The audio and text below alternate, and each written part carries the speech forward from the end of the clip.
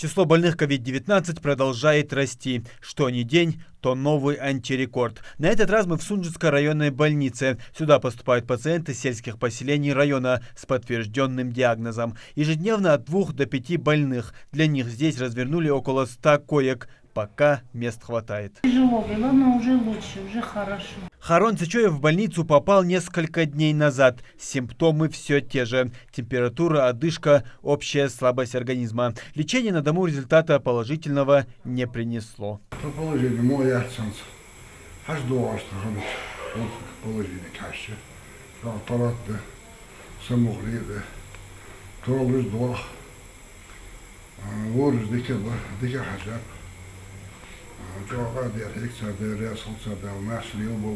Далее следуем на первый этаж больницы. Здесь расположилась реанимация для больных ковидом. Цифры не радуют. 7 человек проходит лечение. Часть из них подключена к ИВЛ. Некоторые в состоянии бреда. Именно от них слышны звуки на фоне записи. Это у нас основная палата. Здесь находятся более тяжелые больные.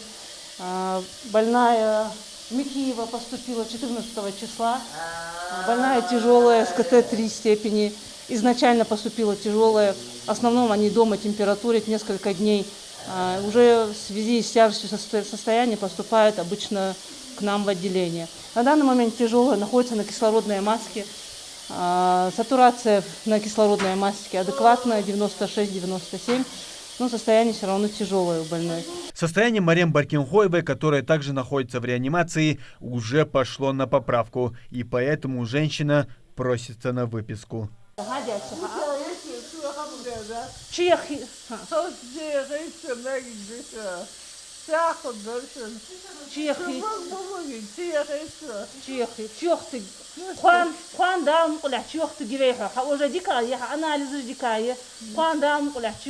Хорошо? Да. А? Тахани, тахан молодец, тахан не хища. Хуан чёрт гивей. Колхе.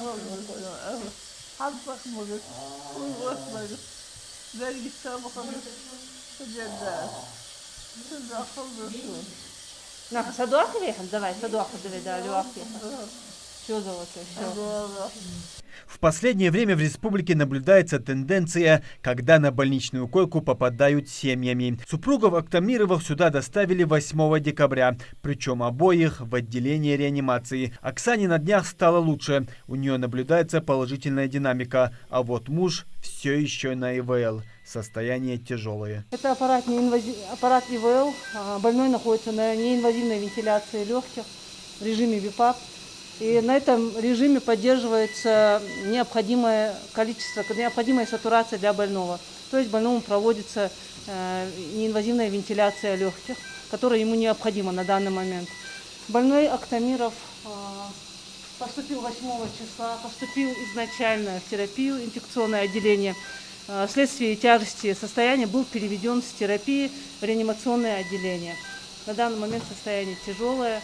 Находится на неинвазивной вентиляции, проводится необходимые диагностика и лечение. То есть аппарат доводит сатурацию до 100, да? Да, без конечно. участия самого пациента? Нет, конечно, больной сам участвует. Это просто вспомогательный режим. Это не принудительный режим, а вспомогательный режим.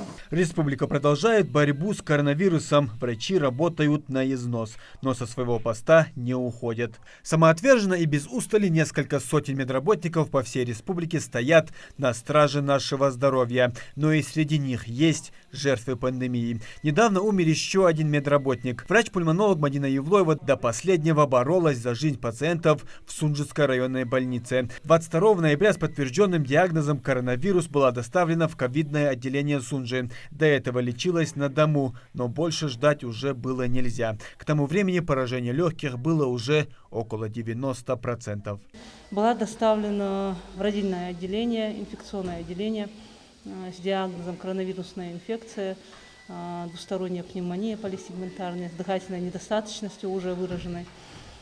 Сатурация 80, 82 при поступлении. Беременность 28 недель, 4 дня. Больная была в тяжелом состоянии. Из-за тяжелого состояния Мадина была переведена из родильного отделения ковидной больницы в реанимационное. Там была подключена к вентиляции легких. В таком состоянии она пролежала несколько дней, но лучше уже не становилась. И тут врачи решили, ждать больше нельзя. Ребенка надо спасать. Спинномозговая анестезия была проведена, операция кесарево сечения. Ребенок 28 недель был переправлен в перинатальный центр. Далее больная находилась в реанимационном отделении, проводилась неинвазивная вентиляция легких и, естественно, дальнейшее лечение. Также проводились телеконсультации, проводилась телемедицина. Все время мы консультировались с Москвой, с Кулаковским центром и проводили лечение. Вторая волна ковида накрыла практически все страны. Анкара ввела комендантский час. В Великобритании заявили, что обнаружили новую мутацию вируса. Из-за пандемии там усилены меры предосторожности. В Германии введен общенациональный локдаун до 10 января. Закрыто все, кроме продуктовых магазинов и учреждений жизнеобеспечения. В нашей стране пока жестких мер не ввели, но ситуация ухудшается с каждым днем. Мусим Ганиев, Атам Далаков, Новости 24.